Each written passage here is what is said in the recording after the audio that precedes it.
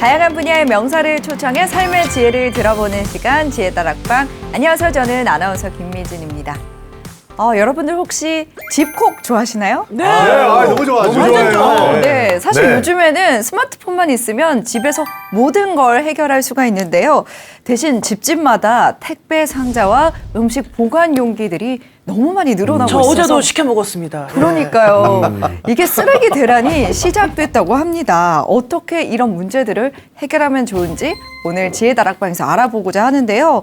지난해 11월부터 일회용품 사용 규제가 강화되면서 사회 전반적으로 쓰레기 줄이기에 대한 운동이 시작되고 있습니다. 그쵸. 다들 쓰레기 문제에 관심이 있으신가요?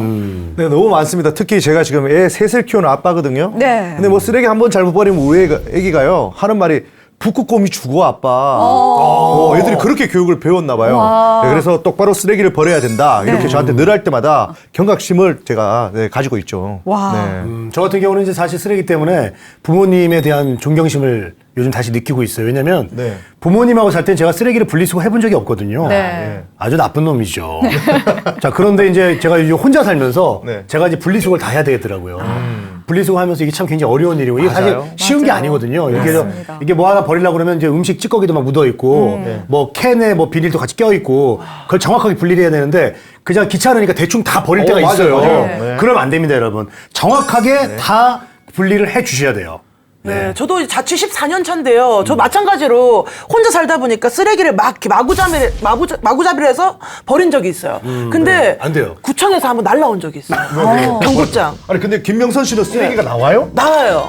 다 먹지 않아요? 아니 뭐라고요? 네, 저기 나오는데 구청에서 한번 이렇게 경고장 와가지고 그 이후로부터는 네. 굉장히 조심해서 뭐 하나 버릴 때도 이거는 쓰레기인지 재활용인지 막 검색하면서 요즘 이렇게 지내고 있어요. 무서워요, 네 구청. 네. 그걸 같이 좀 나눠 먹어요. 그래요, 네. 나눠드릴게요. 다 드시지 마시고. 네, 맞습니다. 이렇게 편리해서 자주 쓰고 또 빨리 버려지는 것들, 오늘날 쓰레기 문제를 계속해서 만들고 있는데요. 오늘 지혜 다락방에서는 홍수열 쓰레기 박사님과 함께 이야기를 나눠보도록 하겠습니다. 박사님 모시도록 하겠습니다. 박사님! 안녕하세요. 박사님! 너무 쓰레기 안 버려보신 거예요. 매일 버리고 있습니다, 지금. 그냥 습관적으로 테이블마다 페트병 생수를 다 올려놓아요. 그리고 이것을 너무 당연하게 생각해요. 재활용이 잘 되니까 뭐 문제 없겠지 이렇게 생각을 하는데요. 쓰레기는 왜 지금 문제가 되고 있는지에 대해서 한번 살펴볼 텐데요. 그러니까 1인 가구가 증가하면서 이렇게 밀키트 같은 것들 혹은 네. 배달 음식을 시켜 먹으면서 위생에 대한 우리의 관심과 기준이 너무 높아졌어요. 구질구질하게 왜 물건을 오래 씁니까? 그러니까 깨끗하게 위생을 생각해서 한 번 쓰고 버립시다. 결국은 기업들의 위생 마케팅은 일회용품이에요. 난지도 수도권 매립지 쓰레기 종량제는 이렇게 연결되는 난지도 아, 정말.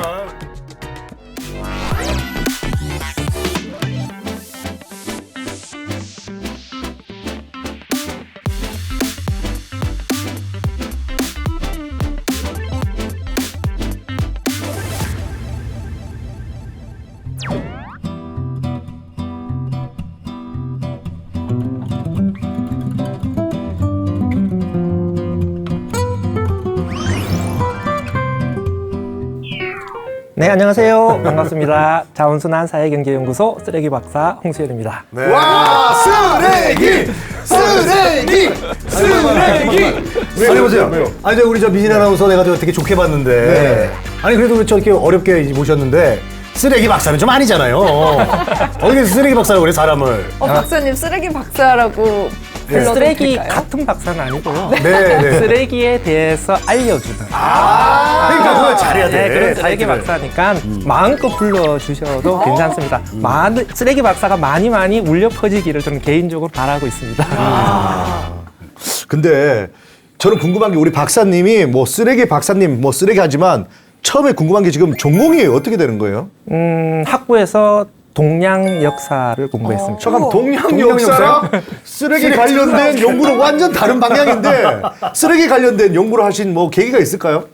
쓰레기에 운명적으로 이렇게 가슴 두근거리면서 끌렸던 네. 뭐 그런 역사가 있는 건 아니고요. 대학원을 이제 환경대학원에 가서 쓰레기 쪽으로 공부를 했어요. 네네. 그런데 쓰레기 쪽에 대해서 공부를 하면 할수록 네. 이 문제가 앞으로 진짜 심각해지겠구나 이런 것을 느껴서 네. 이제 대학원 졸업하고 나서도 쓰레기 문제를 좀 더 본격적으로 연구를 해봐야 되겠다 이렇게 생각해서 쓰레기 관련된 시민단체 가서 활동을 하기 시작했죠. 박사님, 저는 이제 굉장히 쓰레기에 관심이 많아요. 그래가지고 평소에 비닐봉지 대신 에코백도 쓰고요. 막 텀블러 챙겨 다니고 하는데 또 음식물 쓰레기가 있잖아요. 그것도 안 남기려고 굉장히 노력하고 있습니다. 다 먹어요, 저는. 네. 야미. 네. 여보세요. 예. 비닐은 먹지 마요. 비닐 먹는 거 아니에요? 네, 안 돼요. 네, 알겠습니다. 실천을 아주 잘하고 계시는 거예요. 그러니까 쓰레기 문제를 해결하는 가장 기본이 쓰레기 발생을 안 하는 거거든요. 그러니까 분리배출을 잘하는 것 이전에 네. 쓰레기 발생을 최대한 줄여야 되겠다. 이것이 우리가 쓰레기 문제를 해결하는 실천의 기본입니다. 그럼 우리 박사님도 실천을 잘하고 계십니까? 엄청 잘하고 있어요. 야, 그럼 오늘 입고 온 것도 다 의류 수거하면서 꺼내 입은 거예요? 야, 뭔 소리야, 그게. 아니, 자기가 옷을 사면 버리면 이게 뭔가 환경오염 나올 수 아니, 방송 있으니까. 출연하시는데 분리수거하면서 옷을 갖고 오시겠어? 아주 오래 입지 안 버리고. 그 대신 오래 입는다. 네. 아, 그렇군요. 근데 사실 저처럼 이제 혼자 사는 이런 노총각들은 이제 밀키트 이런 걸 많이 시켜 먹어요. 네, 맞아요. 근데 여러분도 아시겠지만 밀키트가 이제 먹고 나면 먹을 땐 좋아. 간단하고 네. 딱 끓이기만 하면 되는데 먹고 나서 비닐이 너무 많이 나옵니다. 이게 굉장히 쓰레기가 많이 나요. 그래서 제가 요즘 밖에 나가서 사 먹습니다. 네. 근데 그러니까 1인 가구가 증가하면서 이렇게 밀키트 같은 것들 혹은 네. 배달 음식을 시켜 먹으면서 일회용 비닐, 일회용 플라스틱 용기가 엄청나게 너무 많아요. 많이 증가하고 있죠. 그러니까 집에서 이렇게 일회용 비닐봉투를 많이 증가시킬 바에야 나는 밖에 사 먹는 것도 좀 괜찮은 전략이라고. 근데 코로나가 생각을 터지면서 정말 많은 분들이 집에서 배달 음식 엄청 시켜 먹잖아요. 그게 다 뭡니까? 다 플라스틱이고 비닐류고. 그래요. 이거 다 재활용은 뭐 한다지만 음식 묻은 또 플라스틱 이런 것들은 재활용도 안 된다고 아니, 그래서 하는데. 이제 제가 네. 그래서 하나 팁을 알려드리면은 여러분들 네. 그거 아시죠? 그 저기 배 무슨 어플? 예. 배 그거 있잖아요. 그 민족.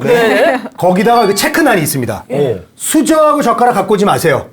플라스틱 젓가락 그거 하지 마세요. 집에 있는 걸 먹을 테니까 그런 거부터 우리가 작은 걸 실천하는 거예요. 그러니까 요즘 배달 네, 앱을 네. 보게 되면은 일회용 수저 거부 옵션도 있고요. 체크하면 돼요. 반찬을 또 고를 수도 있어요. 맞아요. 그러니까 이런 식으로 어떻게든 쓰레기 발생량을 줄이려고 하는 실천들을 열심히 잘 하시는 게 네. 중요하다라고 생각하고요. 일단 모두 잘하고 계시는 것 같아요. 박수 한번 치고. 자, 이렇게 쓰레기에 대해서 모두들 관심이 많은데요. 자, 오늘은 좀 쓰레기에 대해서 조금 더 깊게 좀 전문적인 내용들을 한번 살펴볼까 합니다. 그래서 쓰레기는 왜 지금 문제가 되고 있는지에 대해서 한번 살펴볼 텐데요. 일단 쓰레기 하면 어떤 게 떠오르세요? 쓰레기 하면 일단은 이제 우리가 못 쓰는 것들을 생각하죠. 우리가 쓰고 나서 이제 남은 것들 쓰지 않고 이제 못 쓰는 것, 더 이상 이제 그러니까 뭐 이 용도로서의 어떤 역할을 잃었기 때문에 이제 폐기하는 것들. 저는 그래서 박건이 떠오릅니다. 아, 저는 쓰레기 하면 바꿔. 이분. 예, 전 남친 개쓰레기였어요. 네. 아니 요즘 프로그램이 사실 이렇게 전 남자친구가 너무 여러분, 아니 저희 우리 입에 당했거든요. 죄송한데 저희는 아니, 개그맨입니다. 아니 그게 아니라 이거 하러 갖춰놓은 거예요, 우리가. 시사 교양 프로예요. 차였어요, 내가. 인간 쓰레기는 우리가 다루는 쓰레기에서 빠져 있고요. 그러니까 우리가 다루는 쓰레기 하게 되면 보통 쓸모없다, 더럽다 이런 이야기가 떠오르는데요. 자, 쓰레기 개념에 대해서 한번 살펴보도록 하겠습니다. 우리가 쓰레기라고 하는 단어를 쓰는데요. 쓰레기라는 단어는 쓰르기에서 나왔어요. 쓰레기. 쓰레기. 쓰르기는 쓸다의 명사형이죠. 그래서 쓸다, 쓰르기, 쓰레기 이렇게 발전을 해 나가는 것이죠. 그러니까 쓰레기는 청소에서 모은 더러운 것, 다음에 쓸모가 없는 것 두 가지 의미를 가지게 됩니다. 아이고. 그러니까 쓰레기 관리라고 하는 것은 더러운 것을 깨끗하게 치워서 위생적인 생활 환경을 만들자. 위생 관리의 목표가 나오는 것이고요. 쓸모 없는 것을 쓸모 있는 유용한 물질을 활용하자. 자원 관리라는 두 가지 목표가 나옵니다. 우리가 재활용 그러면 그 쓰레기 관리 그러면 재활용 쪽에 굉장히 많은 신경을 쓰는데요. 더러워도 재활용만 잘하면 된다는 것은 후진적인 시스템이에요. 우리가 재활용을 잘하자라고 하는 것은 쓰레기에 대한 위생 관리가 된다는 것을 전제로 한 재활용이죠. 그래서 위생 관리와 자원 관리는 두 가지 목표는 모두 달성해야 되는 것인데요. 근데 문제는 코로나 사태를 지나면서 위생에 대한 우리의 관심과 기준이 너무 높아졌어요. 이 틈을 타서 기업들이 위생 마케팅을 열심히 하고 있는데요. 기업들의 위생 마케팅이라고 하는 게 과연 뭘까요? ESG 뭐 그건가요? 위생 마케팅. 아, 위생. 위생 마케팅? 기업에서 위생을 마케팅하는 거죠, 이제. 그러니까 위생을 생각해서 이런 제품을 씁시다. 이렇게 하는 게 위생 마케팅인데요. 친환경. 결국은 기업들의 위생 마케팅은 일회용품이에요. 아, 구질구질하게 왜 물건을 오래 씁니까? 그러니까 깨끗하게 위생을 생각해서 한 번 쓰고 버립시다. 네. 라는 일회용품 사용을 늘리자라는 마케팅을 열심히 하게 되는 것인데 일회용품 하면 어떤 게 떠오르세요? 일회용품 하면 저는 뭐 컵이랑 비닐봉투 이런 것들 좀 떠오릅니다. 보통 전통적으로 일회용품 그러면은 일회용 컵, 일회용 비닐봉투를 네, 네. 이야기를 하는데요. 네. 요즘은 일회용 마케팅의 결과 일회용 행주, 일회용 수세미, 일회용 도마, 일회용 앞치마 이렇게 계속 보지도 못한 새로운 일회용품들이 끊임없이 등장을 하고 있습니다. 그러니까 코로나 사태를 지나면서 일회용품 사용 영역이 계속해서 확대되고 있는 것이죠. 한쪽에서는 일회용컵 하나라도 줄여야 된다. 네. 이렇게 서로 막 갈등을 하고 있는데 또 한쪽에서는 계속 새로운 일회용품들이 등장하면서 결국은 쓰레기 문제를 심화시키고 있는 것이죠. 그러니까 위생도 중요한데 네. 꼭 위생이라고 하는 것이 일회용품을 사용하는 것으로 달성될 수 있는 것이냐. 그래서 코로나 사태 이후에 우리에게 던져진 큰 숙제가 이렇게 늘어나고 있는 이 일회용품을 어떻게 막을 수 있을 것이냐라고 하는 것이 되는 것이죠. 그리고 위생과 재활용 문제가 충돌하고 있는 영역이 또 하나가 있어요. 그러니까 우리가 쓰레기 배출할 때 가장 곤혹스러운 게 있어요. 네. 어떤 쓰레기가 제일 힘들까요? 저 음식물 쓰레기가 좀 맞습니다. 네. 음식물 쓰레기를 저거. 분리 배출해서 재활용하자라고 하는 것에 대해서는 다들 동의를 하는데 음식물 쓰레기 분리 배출에 따르는 그 악취라든지 위생의 문제가 너무 고역인 것이죠. 그렇죠. 네. 그래서 좀 더 깨끗하게 음식물 쓰레기를 버릴 수 있는 방법이 없냐라는 주민들의 요구가 높은데요. 네. 그게 해결이 잘 안 되고 있어요. 집집마다 돼지 한 마리씩 키우면 되는 거 아닙니까? 뭐 남는 거 다 좀 다 먹던데 옛날 시골에 그랬어요. 예전에는 이거 저 짭밥들을 가족들한테 좀 주고 그랬다고 그러더라고요. 맞아요. 옛날에는 네. 뭐 뉴욕 같은 개, 고양이도 도시에서도 주고. 돼지를 도시에서 키웠죠. 자, 음식물 쓰레기를 좀 더 깨끗하게 위생적으로 버리자 이런 요구는 많은데 네. 이걸 만족을 시켜주지 못하고 있어요. 이 틈을 타서 네. 또 다른 마케팅이 들어오고 있는데 이것이 바로 오물 분쇄기 디스포저라고 그러니까. 하는 기입니다. 그 갈갈이 형님이 하더라고 그렇죠. 그거를. 음식물 쓰레기를 갈아서 하수도로 네. 내려보내자라고 하는 것인데요. 현재 법적 기준에 따르면 음식물 쓰레기를 갈아서 100% 하수도로 내려보내면 불법이에요. 음식물 쓰레기의 건더기의 80%는 걸러서 다시 음식물 쓰레기를 빼내야 돼요. 근데 음식물 쓰레기를 갈아가지고 건더기의 80%는 걸러서 다시 음식물 쓰레기를 빼낼 거면 네, 애초에 그럼 갈지를 버리지. 말아야죠. 네, 맞아요. 뭐 그러다 집도 보니 아니고. 네. 실제 디스포저 기계를 설치하는 경우에 어떻게 하냐? 싱크대 밑에 디스포저 기계를 설치한 다음에 그름통을 빼버려요. 그리고 일단 하고. 혹은 그름통에다 구멍을 뻥 뚫어버려요. 불법 개변조 제품이 사용이 아이고. 됩니다. 근데 좀 반론을 좀 제기하고 싶은데 그래요. 그런 거름통에다가 미생물을 넣어가지고 뭐 부패시켜서 이렇게 버린다 이런 제품들도 있긴 있던데. 미생물을 이용해서 음식물 쓰레기를 버릴 때마다 바로 즉석에서 분해시킨다. 그런 미생물을 발견하면 바로 우리나라에서도 노벨상이 나오죠. 그거 아닙니까? 그렇게 그런 그 슈퍼 미생물은 없습니다. 그러니까 우리의 눈속임이다라고 보시면 될 것 같습니다. 박사님, 근데 요즘 시중에 저 음식물 건조기라고 그래가 집안에 음식물 쓰레기 말려서. 기계가 말려서 그 건조해서 버리는 그런 원리는 어때요? 냄새도 빠지고 좋던데. 건조해서 버리는 음식물 쓰레기 감량기도 음식물 쓰레기 한 방법이기는 한데요. 예. 일단 그 부분은 오늘 주제에서 벗어나 있으니까 일단 디스포저 기계에 집중을 알겠습니다. 알겠습니다. 예. 하겠습니다. 네네네. 그러니까 음식물 쓰레기를 갈아서 100% 모두 하수도로 내려보내게 되면은 네. 일단 좁게는 아파트 같은 경우에 위층 아래층 문제가 발생해요. 아파트 하수도 배관이 막히게 되면은 위에서 디스포저 기기를 쓰게 되면은 아래층에서 오물이 줄줄 새버리는 이런 문제가 발생을 합니다. 아유. 지역적으로 보게 되면은 지자체 하수 처리 시스템에 문제가 발생을 합니다. 지자체 하수 처리장은 샤워한물, 설거지한물, 화장실 변기물이 내려오는 것을 전제로 지어놓은 시설인데 네. 너도 나도 음식물 쓰레기까지 다 내려보내면 지자체 하수 처리 시스템이 견디지를 못해서 뻥 터져버리는 거죠. 음식물 쓰레기 편하게 버리려고 하다가 네. 화장실 변기도 내릴 수 없는 상황이 발생을 할 수가 있습니다. 따라서 현재 시점에서는 사용하니까 너무 편하다라고 누군가 이웃에서 꼬시더라도 네. 현재 시스템은 불법이니까 절대 쓰면 안 된다. 이렇게 이해를 해주시면 좋겠습니다. 알겠습니다. 자, 쓰레기 관리의 역사는 크게 4단계를 그치게 되는데요. 쓰레기에 대한 관리가 전혀 없었던 비생의 시대, 그러니까 더러운 상태로 살았던 시대. 예. 두 번째로는 쓰레기를 시대. 누군가가 치워주는 위생관리의 시대. 그렇죠. 다음에 쓰레기를 치우다가 재활용품 분리배출까지 했던 재활용의 시대. 이제는 쓰레기 제로로 향해 가는 순환경제의 시대. 이렇게 순환경제 시대. 네 가지로 네. 구분이 되는 것이고요. 네. 자, 우리나라의 재활용 정책의 변화를 한번 살펴보겠는데요. 네. 1960년부터 쭉 펼쳐져 있는데 이거 다 외우실 필요 없고요. 두 네. 가지만 기억하시면 돼요. 네. 1995년에 쓰레기 종량제가 그렇지, 시행이 종량제. 되었다. 그리고 2005년에 음식물 쓰레기 분리배출이 시행이 되었다. 요 두 가지만 알고 계시면 어디 가서 쓰레기에 대해서 좀 안다. 이렇게 이야기를 할 수가 있어요. 가장 중요한 사건은 1995년에 쓰레기 종량제가 시행이 된 것인데요. 쓰레기 종량제 시행은 어떤 의미냐? 쓰레기 종량제 시행을 계기로 해서 재활용품 분리배출 제도가 전면적으로 시행되었다. 이런 의미를 가지게 되는데요. 쓰레기 종량제와 재활용품 분리배출 제도가 어떤 관계가 있을까요? 쓰레기 종량제 실시하면 이제 못 쓰는 것들은 글로 버리고 재활용은 돈을 안 내고도 버릴 수 있고 뭐 그런 거 아닌가요? 예, 20점 답변이에요. 쓰레기 종량제, 종량이라고 하는 단어에 그 뜻이 담겨 있어요. 종량이 어떤 뜻일까요? 배출. 정해진 양. 그래요. 네, 한자가 들으니까 좀 약하시군요. 종량. 네, 저희가 이제 종량, 네. 양에 따른다 이런 의미. 양의 거 양에 봐요. 따른다. 양에 따라서 그 쓰레기 배출 양에 따라서 따라서 쓰레기 처리비를 내게 하는 돈을 게 낸다. 쓰레기 종량제인데 네.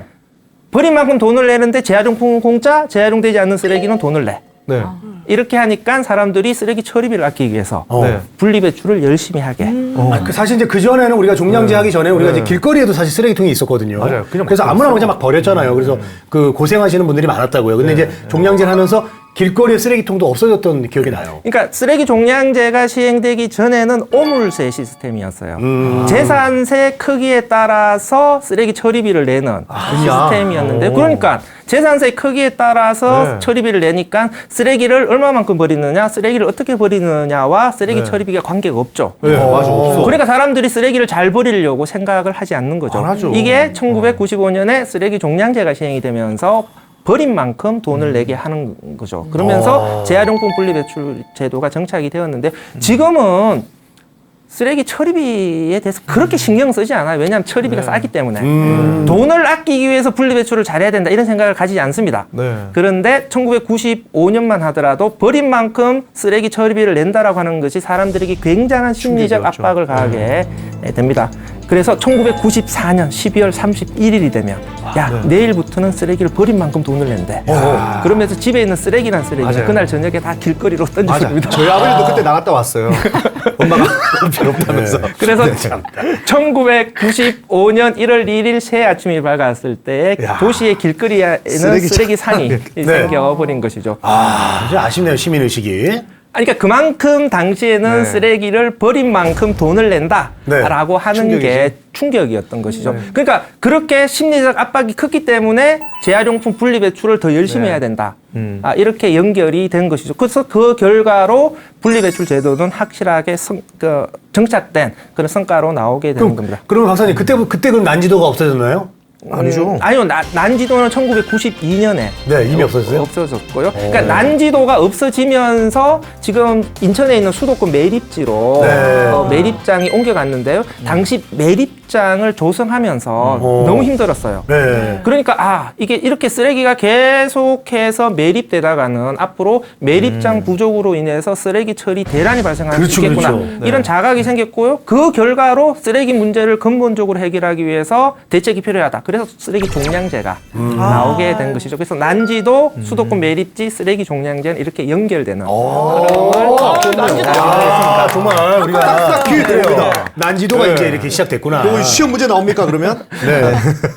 자, 그럼 쓰레기 종량제에서 우리는 돈을 어떻게 낼까요? 버린 만큼 돈을 어떻게 리터당. 낼까? 리터당 얼마 아니, 이렇게 내는 거 아니에요? 종량제 봉투를 구매하는 방식이에요. 네, 봉투값이 다르니까. 그렇지. 쓰레기 종량제 봉투 가격 안에 쓰레기 처리비가 들어가 있는 것이죠. 네. 그러니까 우리는 쓰레기 처리비를 선납하는 구조예요. 쓰레기를 버리기 전에 봉투부터 먼저 먼저 사서. 사잖아요. 근데 가정에서 배출되는 모든 쓰레기가 종량제 봉투에 들어가지는 않죠. 네. 종량제 봉투에 들어가지 않는 쓰레기는 처리비를 어떻게 낼까요? 재활용 하는 거네. 분리수거하기도 하고 큰 것들은 저기 그렇죠. 뭐 붙여놓고 폐기물 같은 것들은 어, 걸러서 그렇죠. 스티커를 스티커 구매하는 붙여놓고 동사무소에서 방식으로. 이렇게 맞아요.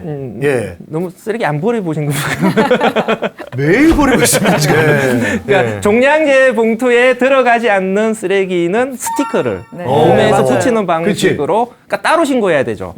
따로 신고해야 될 쓰레기를 뭐라고 하나요? 대형 쓰레기라고 합니다. 대형 쓰레기. 쓰레기. 뭐 어려운 말일 줄 알았더니 뭐 그렇게 어려운 말이 아니에요. 대형 폐기물의 대형의 의미가 예. 종량제 봉투에 들어가지 않는 큰 쓰레기. 이런 의미에서 대형 쓰레기라는 이름을 붙이게 됩니다. 그래서 쓰레기 종량제가 시행이 되면서 재활용품 분리배출 제도가 정착되고 오호. 재활용품을 분리배출하면서 소각이나 매립량이 줄어드는 그 성과로 기결이 됩니다. 그 쓰레기 종량제의 성과는 이 정도로 정리를 하면 될 것 같고요. 자, 두 번째로 우리나라의 쓰레기 문제가 얼마만큼 심각한지 한번 살펴보도록 하겠습니다. 우리나라에서 1년에 발생하는 쓰레기 2020년 기준으로 연간 약 2억 톤이에요. 2억 톤이요? 네. 2억 톤. 그러니까 1m로 쓰레기를 쌓기 시작하면은 2년 동안 나온 쓰레기를 쌓으면 지구에서 달까지 연결할 수 있는 쓰레기 선이 만들어지는 그걸 어디다 그런 묻어요? 양이 되는 겁니다.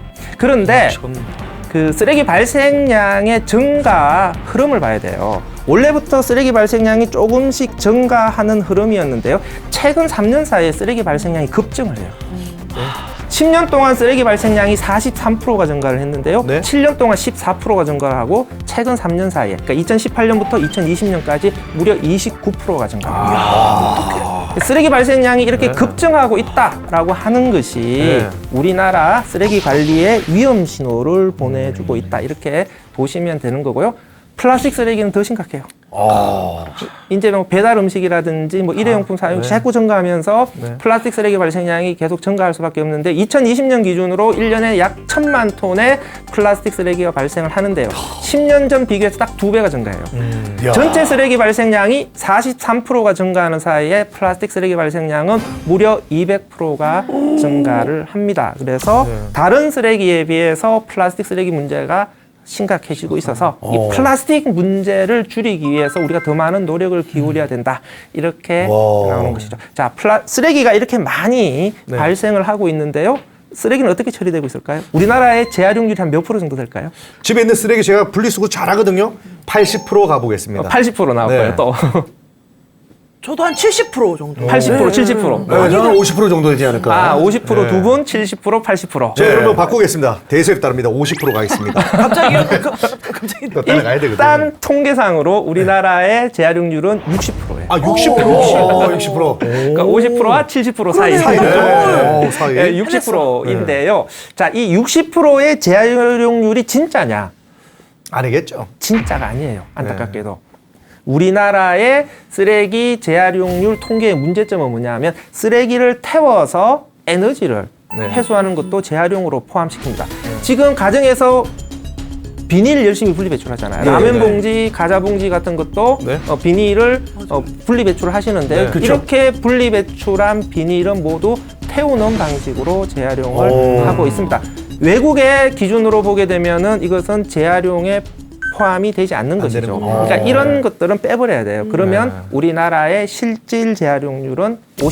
아유, 예. 50%. 예, 박권입니다. 그래서 박권입니다. 우리나라는 절반의 쓰레기는 재활용하고 절반의 쓰레기는 땅에 묻거나 소각하고 있는 이런 방식으로 재활용이 되고 있다라고 하는 것인데요. 전 세계 평균 재활용률이 20%예요. 생각보다 얼마 안 되네요. 수준이에요. 그럼 우리가 수준이 높다는 거네요. 그러니까 OECD 국가의 평균 재활용률이 35%입니다. 우와. 그러면 그러니까 우리나라의 재활용률이 50%잖아요. 그러니까 우리나라는 막 우리의 재활용 노력에 대해서 좀 폄하하는 경향들이 있는데요.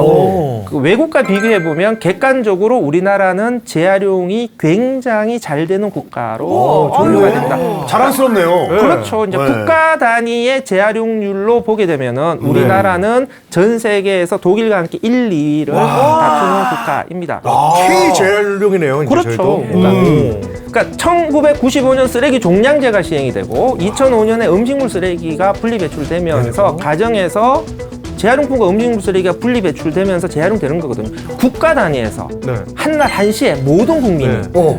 갑자기 쓰레기를 이렇게 분리 배출하기 시작한 거예요. 쓰레기 종량제에 따른 재활용품의 분리 배출, 다음에 음식물 쓰레기 분리 배출이라고 하는 것은 굉장히 어려운 거예요. 그러니까 지역 단위에서 조그맣게 그렇지. 할 수 있는 맞아요. 것은 가능한데 국가 단위에서 일시에 이렇게 시스템을 전환시키는 것은 굉장히 어렵습니다. 이 대단한 것을 네. 우리 국민들이 해냈다는 거거든요. 박수 한번 쳐야 돼. 박수.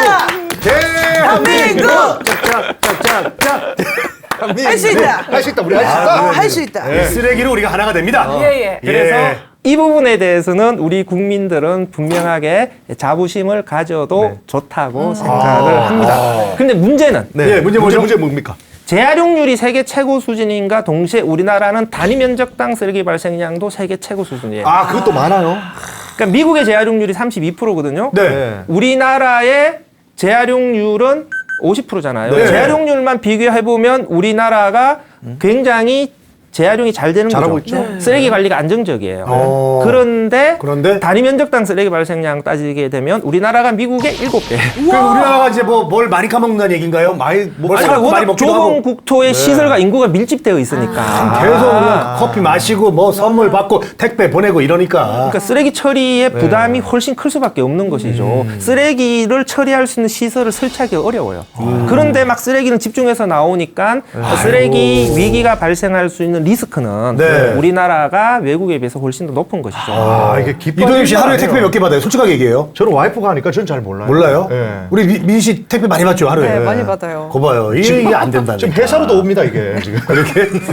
그러니까 우리나라가 분리배출 재활용률은 굉장히 잘하고 있지만 이것만 가지고는 부족한 거예요. 쓰레기 문제가 우리나라는 워낙 심각하기 때문에 다른 나라하고 비교를 해서 쟤들은 저렇게 편하게 설렁설렁 쓰레기를 버리는데 우리는 왜 이렇게 힘들게 해요라고 하면 안 돼요. 우리가 많이 우리는 하니까. 워낙 쓰레기 관리가 어려운 국가에 살고 있기 때문에 예. 다른 나라에 비해서 훨씬 더 많은 노력을 해야 되는 것이고요. 우리가 조금이라도 정신줄을 놓아버리면 쓰레기 대란으로 바로 갈 수가 있습니다. 작년에 법이 바뀌었어요. 그래서 수도권 지역은 2026년 1월 1일부터 생활 쓰레기의 직매립이 금지가 돼요. 그러니까 직접 하고 묻는 게 안 된다. 그러니까 종량제 봉투를 바로 매립장에 가서 보내는 묻구나. 게 안 됩니다. 안 된다. 그럼 어떻게 해요? 어떻게 해? 그러면? 이거 대책을 세워야 되는 것이죠. 세 가지 방법이 있죠. 쓰레기 발생량 아예 줄이거나 재활용률을 늘리거나 아니면 태우든가. 그러면 태울 수 있는 소각 시설들을 새롭게 설치를 해야 되는데 예. 이런 시설들을 설치하기가 쉽지가 않은 것이죠. 어. 수도권 지역의 경우에는 지금 채 4년도 남지 않은 상황입니다. 그러니까 수도권 지역의 단위 면적당 쓰레기 발생량을 보게 되면 네. 우리나라 다른 지역에 비해서 또 6배 높아요. 아이고.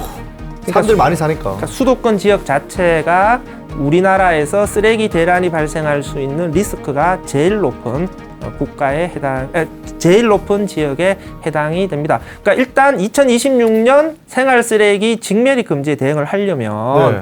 빨리 소각장을 지어야 돼요. 그런데 언제까지 계속해서 쓰레기 발생량이 증가하고 소각장을 짓고 이런 식으로 쓰레기 문제를 해결해 갈 것이냐라고 하는 것이죠. 그러니까 이런 방법으로는 쓰레기 문제에 대한 근본적인 네. 해결책이 될 수가 없습니다. 그래서 지금 2026년 쓰레기 직매립 금지와 관련해서 네. 커다란 소각장을 하나 딱 지어서 쓰레기 문제를 한꺼번에 해결하자 이렇게 편하게 갈 것이 아니라 쓰레기 문제를 바라보는 우리의 인식 자체를 근본적으로 바꾸는 계기로 삼아야 된다라고 생각합니다. 자기 쓰레기에 대한 자기 책임이 강화되어야 되는 것이죠. 네. 그래서 다른 지역에 쓰레기를 뜨는 것이 아니라 우리 지역에서 우리 쓰레기는 끝까지 책임을 지자. 그래서 어떻게든 쓰레기 발생량을 줄이고 재활용률을 높이기 위한 제로 웨이스트 실천들을 모두가 함께 해야 되는 것입니다. 이것이 2026년 생활 폐기물 직매립 금지가 우리에게 던지는 시사점이라고 생각을 합니다. 네. 우리나라의 실질 재활용률이 50%라고 제가 말씀드렸잖아요. 네. 절반의 쓰레기는 재활용하고 절반의 쓰레기는 땅에 묻거나 태우고 있다. 묻고. 근데 네. 가정에서 네. 분리배출하는 느낌을 생각하면 예. 네. 좀 작지 않나요? 분리배출 그렇죠. 뭐 어떤 게 작다는 겁니까? 아니 쓰레기 양이요? 재활용률이 좀 적다는 네, 느낌을 좀 받지 적은 것 않아요? 같아요. 그렇죠. 왜냐면 예. 그러니까 실제로 분리배출하는 양, 전체 쓰레기 발생량을 따져봤을 때 실제 분리배출하는 양은 50%는 훨씬 더 넘어갈 거예요. 네네네. 그런데 실제 통계로는 50%밖에 재활용률이 되지 않는다라고 하는 것은 어딘가에 새고 있다라는 거거든요. 결국은 우리의 분리배출에서 네. 뭔가 문제가 있다. 그러니까 부정확한 분리배출이 많다라고 하는 것들을 의미를 하는 것이죠. 그러니까 우리나라 국민들이 재활용품 분리배출을 열심히 하는 것은 사실이에요. 예. 하나의 생활 습관으로 굳어진 이제는 거거든요. 너무나 자연스럽게 하고 있죠. 그렇죠. 네. 그러니까 예. 상식이잖아요. 상식 몇 개 던집니다. 달걀 껍질 재활용 됩니까 안 됩니까? 달걀 껍질. 달걀 껍질은 일반 쓰레기. 일반 쓰레기죠. 오. 예. 그럼 뼈는요? 뼈. 족발뼈, 일반 쓰레기. 오. 예. 예. 잘 알고 계시는데요? 잘하고 어디서 있는데 우리가요. 그거 어디서 주워 들어갖고 와가지고 우리한테 그걸 물어보고 그래요. 다 아는 거를. 귤껍데기. 먹어야죠 그런 거는. 귤껍데기. 예. 버리면 안 돼. 그건 다 씹어 껍질. 먹어야 돼. 아 저는 귤 껍데기를 네. 제 집에 그냥 식탁 같은 데 올려놔요. 향이 향 좋아가지고. 나라고. 마를 때까지. 진짜요? 그 향이 나요. 그런 다음에 어떻게 버리세요? 먹어요. 우린 다 먹어. 우리는 먹어. 그걸 차도 끓이고. 그러니까 쓰레기에 대해서 관심도 많고 분리배출을 다 열심히 실천한다라고 생각하는데 그 여전히 부정확해요. 그러니까 지금 우리나라의 쓰레기 배출의 문제점은 국민들이 그동안 열심히만 했다는 거. 그러니까 일차적인 목표가 종량제 봉투 양을 줄여야 돼. 아 맞아요. 그러니까 종량제 봉투 양이 줄어드는 것을 제1의 성과로 보고 이게 성취감을 느꼈다라고 하는 것이죠. 그 과정에서 실제 종량제 봉투에 들어가야 될 쓰레기들이 분리배출이 많이 됐어요. 아 맞아. 그러면 우리는 분리배출했으니까 다 재활용이 될 것이다라고 생각을 하는데 네. 실제로는 선별장이라고 하는 곳으로 가서 선별이 안 되면서 다 쓰레기로 버려집니다. 그래서 쓰레기 문제를 정확하게 이해를 하기 위해서는 정확한 분리배출을 할 수 있도록 해야 된다라고 하는 것이죠. 분리배출도 문제지만 우리가 예전 과거에 비해서 요즘 생활 패턴이나 트렌드가 쓰레기가 점점 많이 나올 수밖에 없는 구조가 아닌가요? 이제 혼자 사는 가정도 많아지고 맨날 뭐 시켜서 뭐 이렇게 택배 받고 그러니까 거기서 쓰레기도 많이 나오고 예전에 가족끼리 다 같이 살 때는 그냥 같이 먹고 딱 치우면 되는데 이 따로 그러니까 사는 예. 그 일회용품이 많아진다는 거죠. 계속해서 증가하는 흐름들로 가고 있는 것이죠. 그걸 줄여야겠네 그러면. 그러니까 일회용 컵만 하더라도 2000년대 이전까지만 하더라도 일회용 컵으로 테이크아웃하는 문화는 없었어요. 일회용 컵을 테이크아웃 할 수 있는 커피 매장이 우리나라에서 언제 생기냐? 1998년에 네. 강남역 근처에서 처음으로 생겼어요. 그리고 2000년대 이후부터 테이크아웃 할 수 있는 일회용 컵 전문적, 그러니까 테이크아웃 할 수 있는 카페들이 급격하게 확산되기 그쵸. 시작한 거거든요. 그러니까 불과 20년 만에 네. 그러니까 일회용 컵으로 커피를 마시는 당연한 문화가 네. 형성이 되었다라고 하는 어우, 것이거든요. 우리는 너무 당연하게 생각하지만 지금처럼 일회용품을 흥청망청 쓰는 문화는 오래되지 않은 것이다라고 하는 근데 것이죠. 요즘 법안을 보면요 그런 컵들 다시 재활용하겠다고 환경 뭐 부담세 뭐 이런 거 해가지고 맞아요. 한다 안 한다 지금 계속 갑론을박이 많잖아요. 그러니까 2022년 11월 24일부터는 네. 매장 내에서는 일회용 종이컵이나 일회용 플라스틱 컵 자체의 사용이 금지가 돼요. 네 그렇게 하고 있더라고요. 그런데 지금 정부에서는 단속은 하지 않겠다.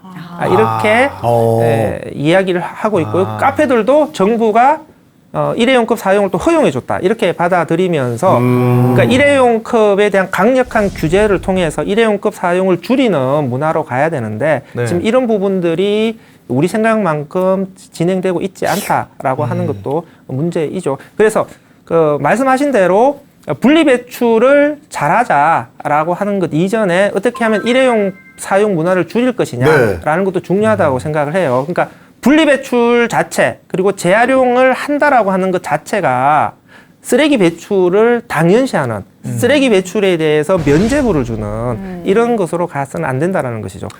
페트병 사용량 한번 볼까요? 우리나라에서 2003년에 네. 페트병 소비량이 10만 톤이었어요. 네. 근데 2020년 기준으로 우리나라의 페트병 소비량은 32만 톤이에요. 17년 사이에 페트병 소비량이 무려 3.2배가 증가합니다. 그 사이에 인구가 그만큼 증가했냐? 경제 규모가 그만큼 증가했느냐? 아니잖아요. 네. 그러면 어떻게 그만큼 증가할 수 있었겠어요? 1인당 사용하는 페트병의 소비량이 증가한 거죠. 네. 그러니까 점점 더 많은 페트병에 음료나 물을 담아서 네. 소비하는 소비 습관으로 가고 있다라고 하는 것이죠. 그럼 지금 우리의 모든 관심은 페트병의 라벨을 잘 뜯어서 페트병 분리 배출을 얼마만큼 잘 할 거냐 이런 것에 온통 관심이 쏠려져 있거든요.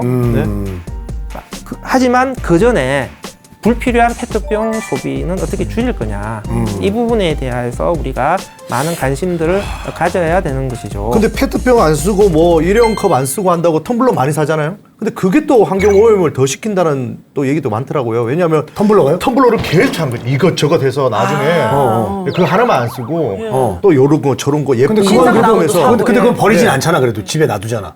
그게 아니, 버리잖아. 전시를 해놓으면 문제가 전시를 해놓으면 되지. 아, 쓰진 그게 문제예요? 않고 정시. 그러니까 그 텀블러라든지 장바구니라든지 네. 이제 일회용품을 대체할 수 있는 재사용 용기가 네. 진짜 환경적인 의미를 가지려면 예. 그만큼 반복해서 계속 써야 사용돼야 되는데. 되는 그렇지. 거예요. 계속 써야지. 그러니까 텀블러가 일회용 컵을 적어도 뭐 수십 개는 네. 대체를 해줘야 텀블러 쓰는 것이 일회용컵 사용하는 것에 비해서 네. 환경을 개선했다 이렇게 이야기를 할 수가 있는데요. 텀블러를 일회용처럼 사용해버리면 그러면 오히려 텀블러는 두껍잖아요. 네. 일회용 컵에 비해서 만들 때 온실가스 배출이 훨씬 더 많거든요. 맞아요. 그러니까 오히려 환경적인 역효과가 일어나는 것이죠. 어떻게 해야 되는 거예요, 그러면? 반려 텀블러로 가야 저 돼요. 잘하고 있는 네, 거예요. 어떻게 하고 저는 있어요? 물 생수 사 먹잖아요. 네. 너무 페트병 많이 나와서 네, 네. 주전자에다 물 끓여 먹어요. 정말 실제로 보리차를 밖에 있을 때는 어떻게 해요 그러면? 밖에 있을 때는 밖에서 어떻게 해? 준자 들고 나가? 얻어먹어? 아니요 그냥 아니면 저 약수터 가요? 아니요 그럼 그냥 수돗물 틀어먹어요? 미안합니다. 예. 그러니까 집에서는 집에서는 수돗물을 끓여서 먹어요. 그 페트병 생수를 배달시켜서 먹는 문화를 벗어나야 되는 것이죠. 그리고 외출할 때는 텀블러를 들고 다니면서 실내의 경우에는 네. 곳곳에 정수기가 다 배치가 되어 있어요. 예. 네. 그럼 정수기에 물을 따라서 마셔야 되는 것이죠. 그러니까 회의 같은 거 할 때 보면은 네. 그냥 습관적으로 테이블마다 페트병 생수를 다 올려놓아요. 그리고 이것을 너무 당연하게 생각해요. 그리고 뭐 이거 재활용이 잘 되니까 네. 뭐 문제 없겠지 이렇게 생각을 하는데요. 우리가 당연하다고 생각하는 것들 이런 부분에 대한 우리의 경각심을 가져야 되는 것이죠. 피할 수 있는 부분에서는 쓰레기 발생량을 줄이는 것이 필요합니다. 그래서 분리배출 이전에 일회용품 사용을 줄여서 쓰레기 발생량을 원천적으로 줄여야 된다라고 하는 것이고, 그러면 일회용품 사용을 줄이는 것이 우리 개인의 노력만으로 되는 것이냐? 그건 아닌 것이죠. 시스템의 변화가 맞아요. 같이 네. 돼야 되는 것이죠. 우리가 텀블러 들고 다니는 것이 중요하지만 예. 1년 365일 항상 들고 다닐 수는 없어요. 없어. 인플루언서들이 텀블러를 네. 많이 들고 다니는 게 중요하다고 생각해요. 저 같은 사람이 들고 다니는 건 네. 당연하다고 생각해요. 네. 하지만 네. 또 이 인플루언서들이 요즘 광고도 많이 하다. 그래서 용기 내야 됩니다. 그래서 용기 갖고 다니고 용기를 그렇게 네. 하더라고요. 예, 예. 좀 더 유명한 사람들이 네. 텀블러를 들고 다니는 모습들을 많이 노출시켜주면서 그럼 일단 재벌 형님, 들고 아니 우리 다니는 나보다 것이 우리 이동엽 씨 같은 인플루엔자들이 인플루언서들이 인플루언서들이 당신 같은 사람들 들고 다녀야 돼요. 이동엽 씨가 그래도 유명인이잖아요. 선배님 보여주세요, 선배님. 그래요. 제 가방에 있는 거 꺼내올까요 지금 그러면? 아까 PTP 형 물 한 나발 불더만. 그래서 그것을 에코브리티라고 해요. 에코 셀레브리티를 합해서 에코브리티. 그러니까 에코브리티. 에코브리티가 많아져야 된다. 그래서 오늘 여기 출연하신 분들도 다 텀블러를 들고 다니면서 예. SNS에서 올리면서 저는 진짜 하고 있습니다. 에코브리티. 예. 많은 우리 시청자들에게 텀블러는 들고 다녀야 되겠구나. 텀블러 자체가 하나의 자연스러운 문화로 녹아 들어갈 수 있도록 해야 되는 것이고. 그리고 어쨌든 시스템도 받쳐줘야 되는 것이죠. 그러니까 다회용 컵으로 테이크아웃 할 수 있는 그런 시스템도 만들어져야 되는 좋습니다. 것이고요. 아, 우리. 다회용기로 배달을 시켜 먹을 수 있는 시스템도 나와야 되는 것이죠. 배달 앱에서 일회용 수저를 거부하는 것도 네. 좋은 것이지만 좀 더 거부하죠. 나아가서 일회용 수저 거부가 아니라 다회용기 배달을 선택할 수 있게끔 해줘야 네. 우리가 진짜 제로 웨이트 소비를 할 수가 있는 거거든요. 그래서 개인의 실천을 넘어서서 우리 사회 전체의 변화가 되어야만이 이 지긋지긋한 이 숨막히는 네. 쓰레기 대란에서 우리가 벗어날 수 있다.